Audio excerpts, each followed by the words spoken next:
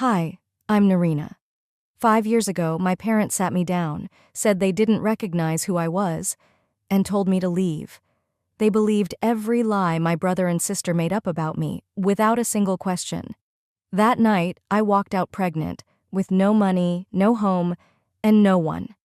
They didn't know I was carrying twins, children of a man they said would never stay. But he did. Now, they've lost everything, and I'm the only one left with something to offer. Before we dive in, tell me, where are you listening from and what time is it right now? Drop it in the comments. This one hits deep. It started on a Sunday, one of those warm, bone-dry spring days in Phoenix when the jacaranda trees paint the sidewalks lavender. I remember brushing stray petals off the windshield of my car before walking into my parents' house. It felt like walking into a trap I didn't know was set. My dad had called the meeting, just a casual, "Family dinner tonight?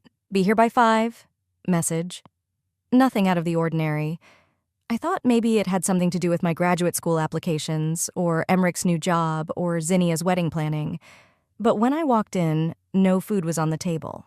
No smells of Mom's baked ziti or her store-bought Caesar salad dressing. Just silence, and 3 people already seated on the couch like they'd been waiting.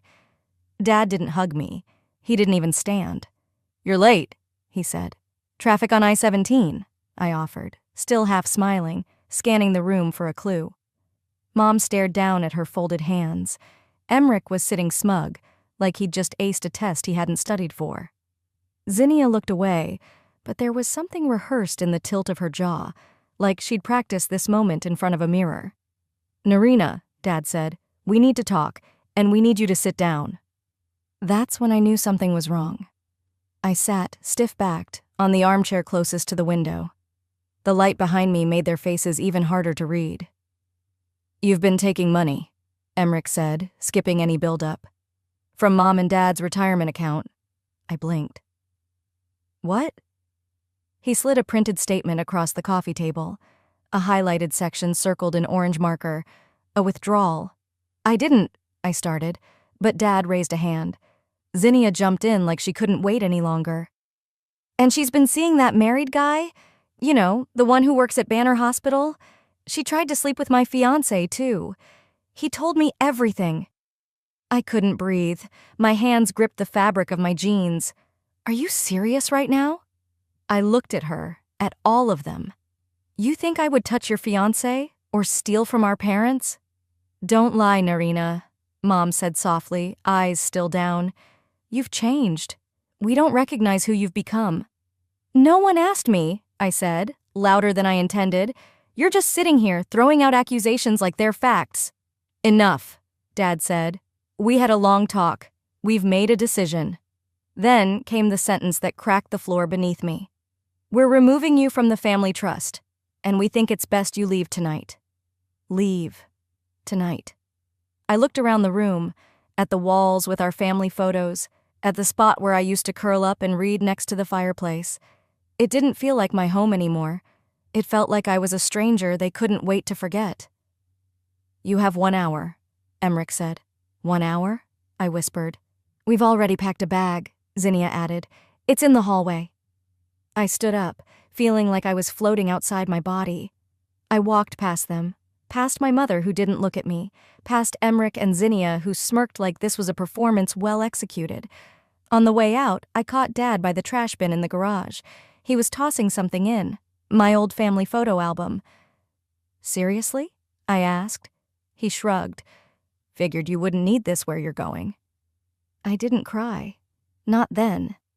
My legs carried me out to the car. I drove aimlessly, fingers trembling on the steering wheel. I ended up in a motel off Van Buren Road, one of those places where the curtains don't fully close and the AC unit buzzes like it's trying to escape the wall. I sat on the edge of the bed for a long time. No tears, just silence. Then I felt it, deep in my stomach. A pull. Not pain exactly, but a weight I hadn't noticed before. I'd missed my period.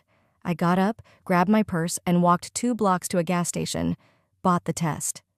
Back in the room, under yellow bathroom light, I watched the lines appear. 2. Positive. I didn't scream, I didn't cry, I just stared at the mirror. At my reflection.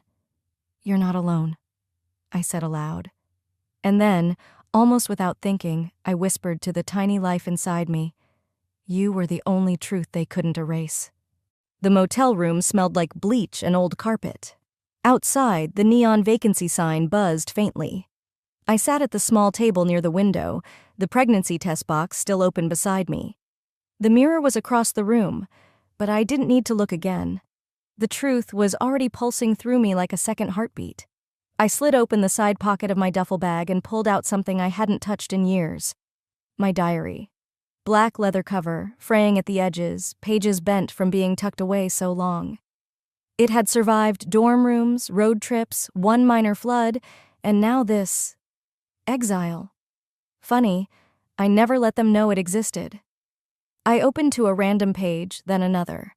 My handwriting was smaller back then, more hopeful, less guarded. I scanned through a few entries about lab work, barista shifts, texts with Camden, back when we were still in the flirting but pretending we're just friends stage. Then I saw the date that hit like a bruise. March 12th, junior year. Emmerich asked me to explain the gene splicing segment from our capstone. He kept nodding like he was really into it. Turns out he just repeated my whole section during the team presentation. Didn't even change the wording.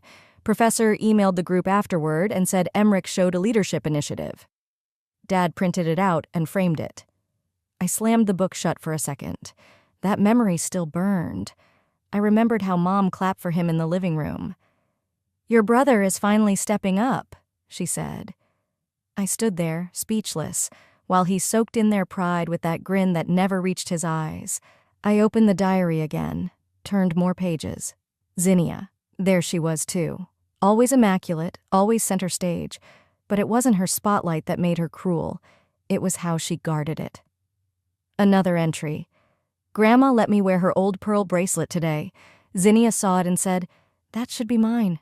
Grandma only gave it to you because she felt bad you weren't pretty enough for the pageant.'" I pretended not to hear her, but she made sure everyone else did. I swallowed the sting. That bracelet wasn't even the half of it. What Zinnia didn't know, what no one did, was that Grandma had secretly left me her wedding ring. A little gold band with a sapphire center. I kept it hidden inside a hollowed-out book. It was the one thing I had from someone who saw me. She saw me. A week after Grandma died, Zinnia stood in the backyard during a family brunch and announced she was going to use Grandma's ring as her something old for the wedding. No one corrected her. I stayed quiet. I wasn't brave then. Not yet. And her wedding, God, they let me come. Gave me a seat in the 4th row near the speakers. When the time came for speeches, I stepped up to the mic, and it cut out. Zinnia waved it off with a laugh. "Technical glitch," she said, then turned to the crowd and launched into her own toast. The mic worked just fine for her. Back in the motel room, I looked around like the walls might offer comfort. They didn't. I glanced at the test again, still positive, as if the line had deepened overnight. I reread the instructions, like maybe I had misinterpreted. I hadn't. The weight of the truth pressed against me. Not just the baby, but the realization that I'd never really been one of them. Not in their eyes. I was tolerated, never treasured. My phone vibrated on the table. An unsaved number. I almost didn't pick it up. The text preview read, "I'm coming to Tucson. If it's true, you're not alone. Camden." I didn't even tell him. Not yet. But somehow, he knew. Or maybe he'd always sensed it. And for the first time since I was thrown out, something inside me stopped trembling. The man who still looked at me. Kindly. I didn't know how long I stood there after reading Camden's message, just staring at the screen like it might change. The motel room felt too small for the shift happening in my chest. The window was cracked open a few inches, letting in dry Arizona air and the distant hum of traffic. The silence around me was thick, but I wasn't entirely alone anymore. There was a knock. It wasn't loud, just a steady, familiar rhythm. I froze with my phone still in hand. Then I crossed the room and opened the door. He looked the same, but also like he'd been through something of his own. Camden stood there in a gray shirt, the sleeves rolled just enough to show the faint tan lines on his arms. His eyes met mine gently, not searching for an explanation or a performance. Just presence. "You okay?" he asked. I couldn't find the words. Not at first. So I stepped back and he came in. We didn't hug, didn't cry. There wasn't that kind of drama. He just sat in the chair near the window while I perched on the edge of the bed, like someone visiting a stranger's house. The silence stretched between us, not awkward, but heavy with everything unspoken. Eventually, I whispered, "I didn't expect you to come." He didn't answer right away. Instead, he glanced at the small table by the bed, where the pregnancy test still sat next to an empty water bottle. He didn't point, didn't question, just said, "Want to get out of here for a bit?" I nodded. We drove in his truck, an older Ford, the kind that vibrates just enough to make conversation easy to postpone. He parked outside a small diner with cracked vinyl booths and windows that hadn't been washed properly in years. The kind of place where no one cared who you were as long as you paid in cash and tipped halfway decent. We sat at a booth by the window. Camden ordered coffee for us both, black. The waitress didn't bother with a menu. Neither of us were here for food. He looked at me once the coffee arrived and said, "You don't owe me anything." "I'm pregnant," I said. I didn't even ease into it. He didn't blink, didn't flinch. He just reached for a paper napkin, grabbed a pen from his jacket pocket and scribbled something, then slid it across the table. One word. "Together?" I stared at it like it was a language I hadn't seen in years. "I don't want to run," he said. "Not from this. Not from you." I laughed, a short breath that wasn't quite humor. "You don't know what you're signing up for." "Maybe not, but I know what I walked away from." He told me then, about his family, old money from the Northeast, vineyards and biotech patents, and expectations thicker than blood. They wanted him to marry the right girl, invest in the right projects, say the right things at the right gala. He'd left it all. "You don't know this," he said, "but I saw the way your brother talked over you during that university pitch event. I saw the slide deck you made. I knew whose work it was." My fingers tightened around the coffee mug. I hadn't thought anyone had noticed. Emmerich had strutted across that stage like he'd built the whole concept. My name wasn't even in the footnotes. "He took the credit because he knew they'd believe him more than you," Camden said. I looked out the window. A teenage boy in a hoodie crossed the parking lot, skateboard in one hand, headphones around his neck. The world was still spinning. Life was still moving, even after everything had come apart. "Zinnia used to tell people I was the weird one," I said, almost smiling. "She used to say I was Grandma's favorite because I liked books more than parties." "She resented your closeness with her?" "She resented that I didn't need her approval to breathe." He nodded. We talked for nearly an hour. No interruptions, no performances, just truth, told plainly between sips of bad coffee. I told him about the trust being rewritten, about the accusations, about the hour I was given to leave, and the photo album that landed in the trash. I told him about the motel and the nausea and the mirror and the test strip that confirmed something terrifying and holy all at once. I didn't cry. I couldn't. I'd cried all I had to cry before I even called the front desk for extra towels. When we left the diner, the sun had started its slow descent toward the west. The air had cooled, but the sidewalk still radiated heat. We walked past the edge of the lot, where the pavement gave way to desert brush, cacti, tall and stoic, like silent witnesses. He didn't rush the silence. He let it stretch. Then he reached for my hand. "I'm not asking you to forgive them," he said, "but I'd like to help you build something better." I didn't answer, but I didn't pull away either. I looked down at my stomach, then up at the sky, open and endless. The next morning, I sat up slowly on the pull-out couch, sunlight slipping through the blinds of Camden's apartment. It wasn't a luxurious place. 2 rooms, bare walls, a coffee maker that grumbled louder than it brewed. But it was the first space in weeks where I'd woken up without flinching. No yelling, no glares, no walls closing in. I swung my legs over the edge and sat for a minute, letting my hands rest on the soft rise of my belly. Still small, still hidden to the world, but not to me. On Camden's little kitchen counter was a note. "Went to pick up more coffee, don't leave without breakfast." I smiled, just barely, then turned on my phone. Dozens of unread notifications blinked at me from apps I should have deleted weeks ago. My sister's Instagram, another party, another fake smile. My brother tagging himself at our parents' house with the caption, "Sundays are for family." I hadn't even realized it was Sunday. I opened my contacts. My thumb hovered for a beat too long before tapping, "Delete contact. Are you sure?" Yes, I deleted all of them, one by one. Emmerich, Zinnia, Mom, Dad, even the ones that just said, home. I didn't want reminders of a place that had thrown me out like rotted leftovers. I stopped checking their social media, logged out, not out of spite, out of self-preservation. I wasn't erasing them to hurt anyone. I was erasing them so I could finally see myself clearly again. That afternoon, I called a women's clinic under a different name, Elena Mason. It wasn't the first name I'd thought of, but it came easily. Elena sounded like someone no one would be looking for, someone no one had erased. I paid in cash, sat in the waiting room between a teenager chewing her sleeve and a woman my mother's age who looked like she hadn't eaten since Thursday. The nurse didn't ask many questions, just took my vitals, scheduled a follow-up, and handed me a printout about prenatal nutrition with a smile that didn't feel rehearsed. No family insurance, no emergency contact. Just me, a clipboard, and the silent promise that I would figure this out. I wasn't just carrying a child, I was carrying a future that no one else would shape this time. Later that week, I spent hours at the downtown library in Phoenix.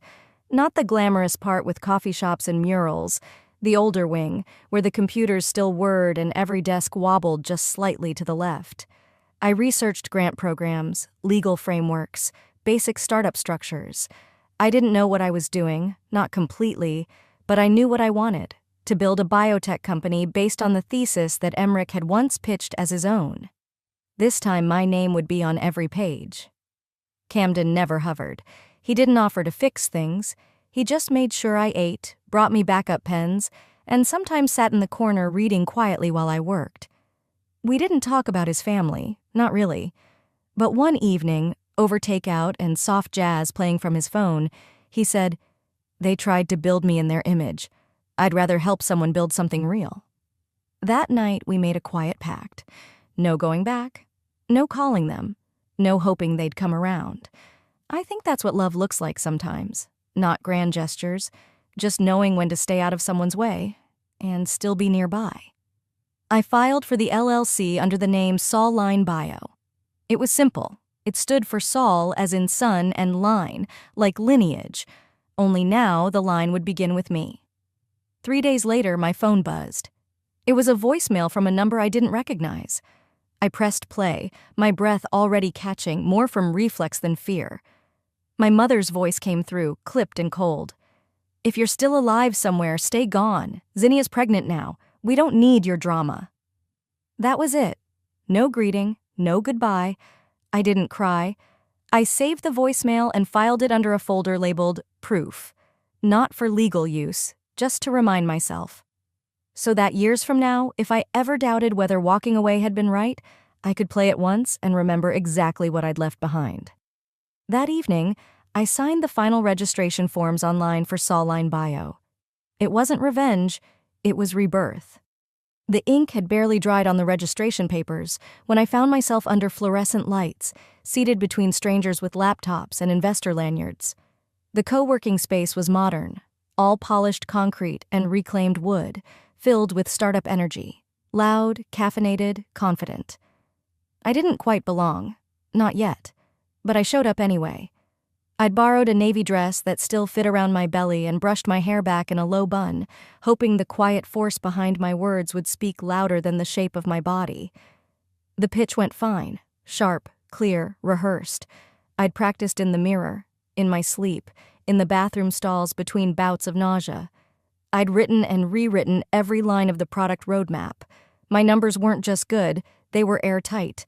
But it only took one sentence to flatten everything.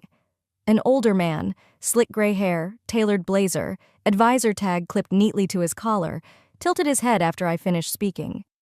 Then, with a smile that didn't reach his eyes, he said, "Impressive resume. But we've already had our fill of single pregnant founders trying to prove a point. The room didn't laugh. It didn't need to. No one defended me either. I nodded once, too tightly, and walked out. Outside, the Arizona sun had softened into gold, but my lungs burned from the inside. I didn't let myself cry. Not yet. I pressed my hand over the place just beneath my ribs, the place where a second heartbeat lived, and told myself, keep walking. I made it as far as the bus stop before the nausea won. Bent over near a trash can, I retched until my throat was raw. Someone behind me, a woman in a stiff blouse and judgmental perfume, clicked her tongue and muttered, "Girls like that shouldn't breed." She didn't say it to me. She didn't have to. I found the nearest coffee shop, slipped into the restroom, and locked the stall. The cold of the toilet's water tank was the only solid thing to lean against. I didn't sob. It was worse than that. Silent tears, so still I barely noticed until I tasted salt. My hands shook as I reached into my wallet. Hidden behind a card I never used was the photo I kept for no reason I could explain. Me and Grandma Junia at Zinnia's wedding. We were both laughing, caught mid-smile. I'd worn a teal dress that day. She'd worn lavender. I looked closer. I always looked at her face, but this time I saw my own hand in hers. A moment I'd forgotten. Her palm tucked something into mine. A ring. Not just any ring. Hers. The one she wore when she married Granddad. The one she told me would be mine someday because you see people for who they are, not what they want from you. But at the will reading, it was Zinnia who showed up wearing it, smug as ever. Grandma said it belonged to the first daughter to marry, she'd announced, and no one questioned her. No one looked at me. I never said anything. I'd let the lie live, because back then, I still thought keeping the peace meant keeping the family. I folded the photo and tucked it back into my wallet like it was armor. When I stepped back outside, the sky was orange-mauve, the streetlights flickering to life one by one. I walked without a destination, letting the city carry me forward. By the time I reached the quieter part of downtown, I found a bench near a dry fountain. I sat, opened my notebook, and wrote. Not to my parents, not to Emmerich or Zinnia. I wrote to the people I hadn't met yet, the ones who might back Soulline Bio. I told them about the science, yes, but I also told them about the kind of founder I was becoming. You won't find someone more relentless, I wrote, than a woman who built everything after being told she was nothing. I didn't sign it with flair, just my name, Narina Sloan. That night I walked home with swollen feet and a cramp near my lower back. But I didn't feel small anymore. I felt lit. Not like fire, but like the ember you think went cold, until it glows again in the dark. That morning, I woke before the sun. Something in me had shifted. Not dramatically, not like a movie moment with swelling violins, more like a quiet hardening, the kind that doesn't melt when someone apologizes late or says, "But we're family." I sat at the corner table in the shared workspace, laptop open, tea cooling beside me. I adjusted the font on my pitch deck again, not because it needed it, but because I wanted it to feel intentional, deliberate. Every slide told two stories, the science and the survivor. When I added the final line, founded by Narina Sloan, PhD, in progress, because being erased doesn't mean you disappear, I didn't hesitate to click save. That evening, the virtual startup showcase kicked off. 100 hopeful founders in boxes on a screen, dozens of muted judges. Camden sat just outside my frame, not offering help, just steady presence. I waited my turn. When my face filled the main window and I began presenting, I didn't lead with trauma. I led with data, precise, forward-thinking, clean. Then I told the why. I built this not in spite of what I lost, but because of it. Slide by slide, I mapped out a vision for the kind of biotech product that could quietly change women's lives, low-cost early hormone detection for underserved clinics. The chat pinged. Reactions, questions. Then one judge leaned forward. He looked barely older than me, sharp suit, sharper smile. "Wait," he said. "Sloan? As in Zinnia Sloan, from the Phoenix Gala Foundation?" My jaw didn't clench. I didn't blink. "No," I said evenly. "I don't have a sister." The silence lasted just long enough. Then the chat erupted. Whoa, did she just…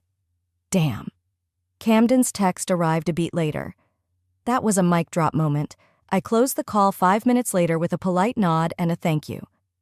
Later that night, we ordered cheap pad thai and ate it straight from the cartons on the balcony of our shared place. The city lights shimmered like they always do when you're a little tired and a little proud. Then Camden shifted beside me. "There's something I need to tell you," he said. I set down my fork. "My mother. She's friends with someone in your family. Your aunt, I think. They went to school together, still talk." My mouth went dry. "Aunt Regina?" He nodded.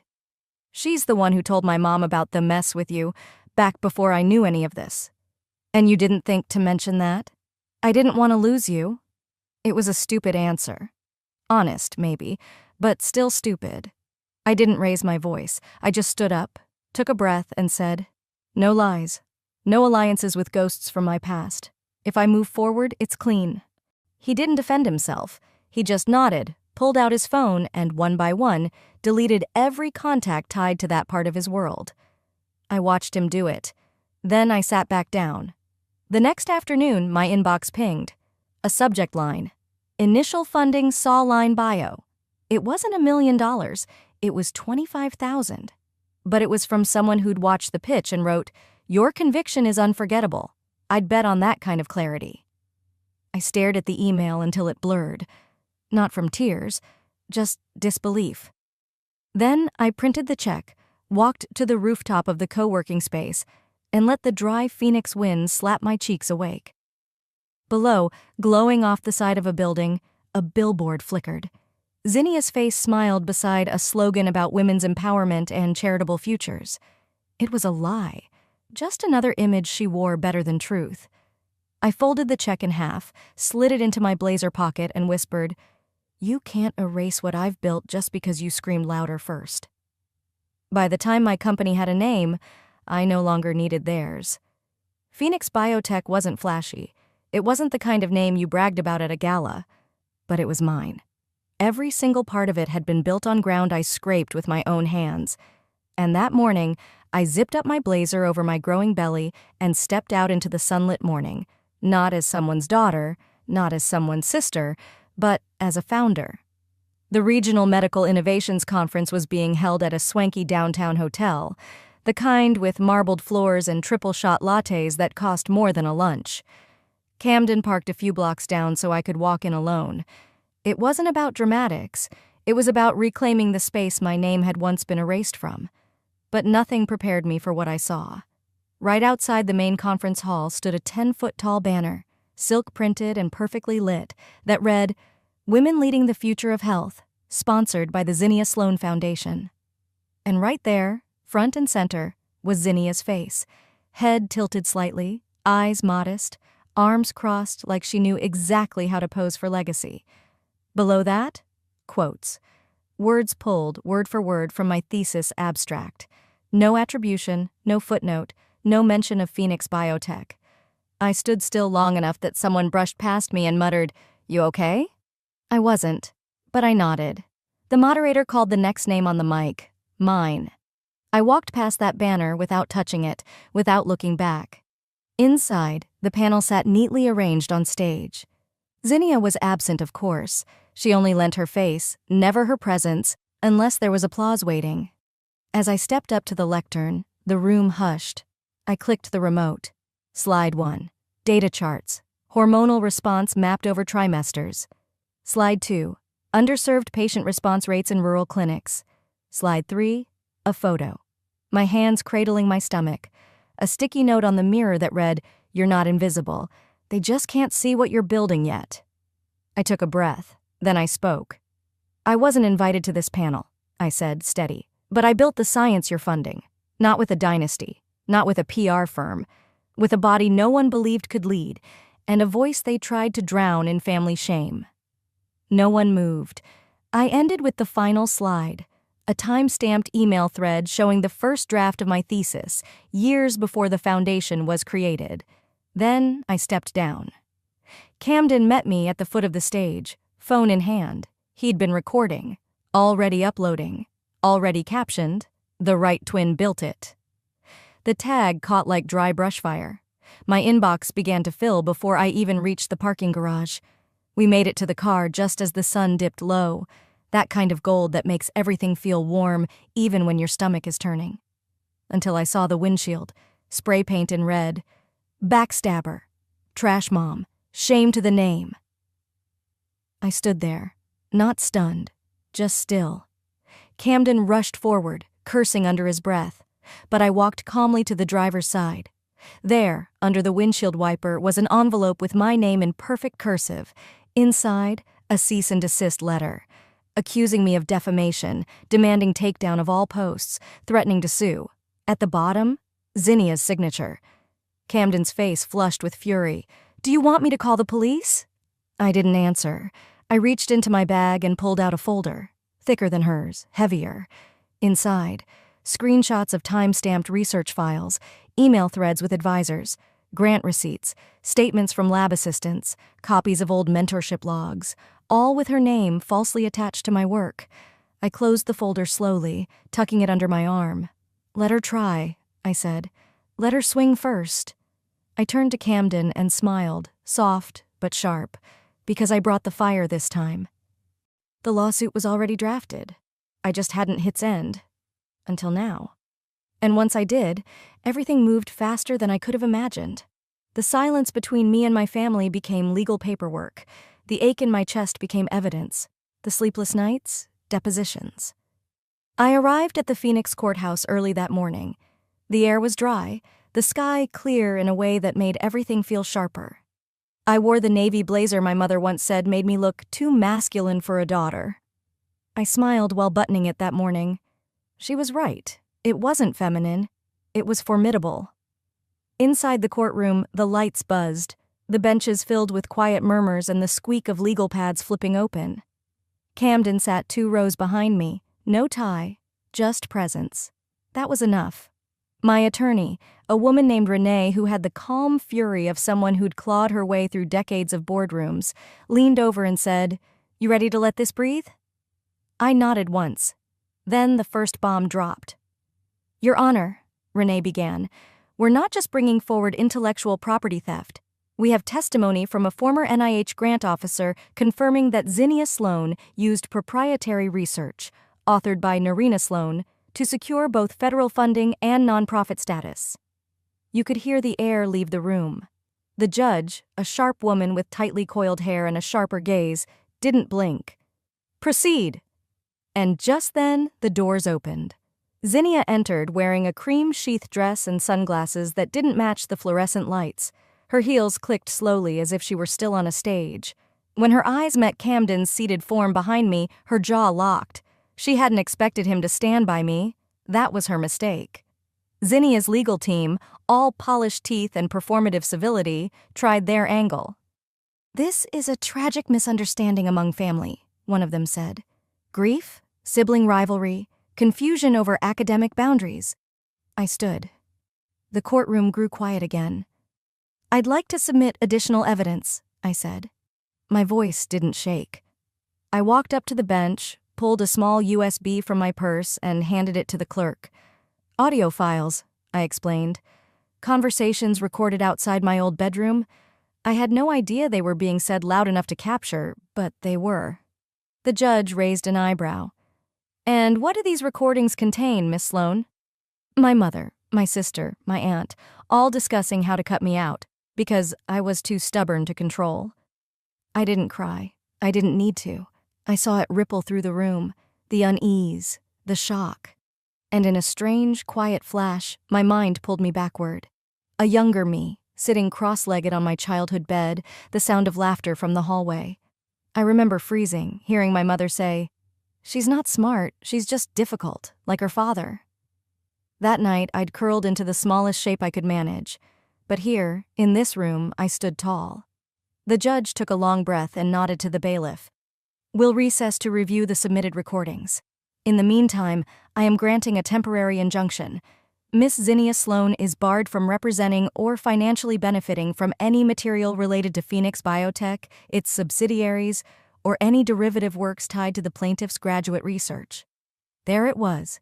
Not an applause, not cheers, just silence, which in court is as loud as justice gets.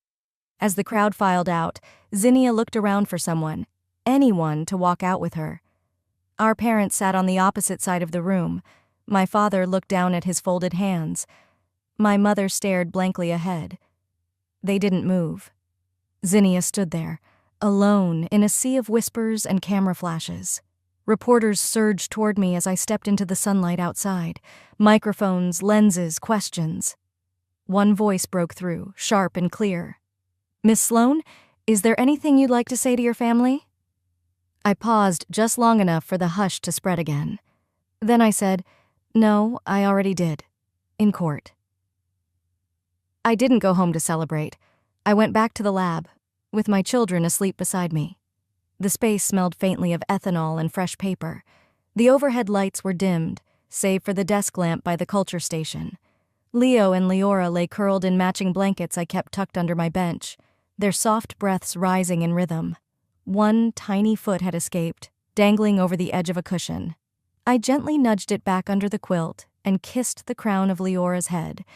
Their presence grounded me more than any court ruling ever could.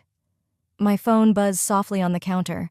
A name I hadn't seen in years flashed across the screen. Dad. I hesitated, then tapped the email open. Subject, none. Hope you're proud. Zinnia is gone. We're alone now. No apology, no explanation. Just that line, like a stone thrown into a well and never waited on for the splash. I locked the screen and turned away. Instead of answering, I picked up the pipette and slid on a fresh pair of gloves. There was a compound waiting, one I'd been refining for months. A synthetic protein derivative I'd been researching for ovarian cancer. My mother never got the chance to fight long.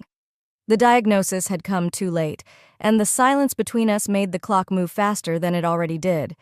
So now I worked in her name, not to honor what she was, but what she never got to be. By the time the final drop had slid into the assay, dawn crept through the narrow lab windows. I looked at my children once more, still fast asleep, and I whispered, "We're okay now, all three of us."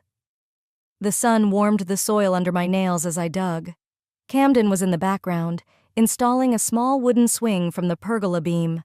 The twins took turns patting dirt over the citrus saplings, one orange, one lemon. "Mommy, this one's Leo's tree," Leora said, wiping her brow like a tiny farmer. Leo nodded seriously, as if the roots themselves depended on his approval. It was just a narrow strip of earth behind the house, boxed in by white stucco and sun-faded bricks, but it was ours. That morning, I felt my lungs stretch in a way they hadn't in years. The doorbell rang. A package sat on the stoop, plain brown wrapping, no return address. I opened it slowly. Inside, protected by thick cardboard, was a single photograph. My fingers froze. It was the picture, the one from my childhood, the one where I'd been cropped out years ago, just a corner of my arm left behind. But this time, I was there, smiling awkwardly, off-center, in that hand-sewn blue dress Grandma Junia had made. I turned it over, written in neat pen, "This is the version that matters." See. Camden walked up beside me, wiping sawdust off his hands. "I found it in one of her old photo albums," he said gently. "The original print, before the edits." I nodded. I didn't need to say thank you. He already knew. Later, after the kids had gone down for their afternoon nap, we sat under the pergola with lemonade and silence, the kind of silence that comes only when no one's expecting answers anymore. Camden looked over and asked, "Are you okay now?" I didn't answer right away. I looked at the small grove we'd started, the way the swing creaked slightly in the breeze, the tiny shoe Leora had left by the planter. Then I looked down at my hands, stronger than before, lined from work, still stained faintly from the lab. Finally I said, "I'm not just okay. I'm exactly who I was meant to be." Camden reached for my hand but didn't grip it tightly, just rested his fingers over mine, like a quiet agreement. The twins burst out the door minutes later, chasing a butterfly, their laughter rising like a song. I sat back and watched them, a full breath in my chest, and thought, they erased me once, but I didn't fight to be remembered. I built something too real to ignore,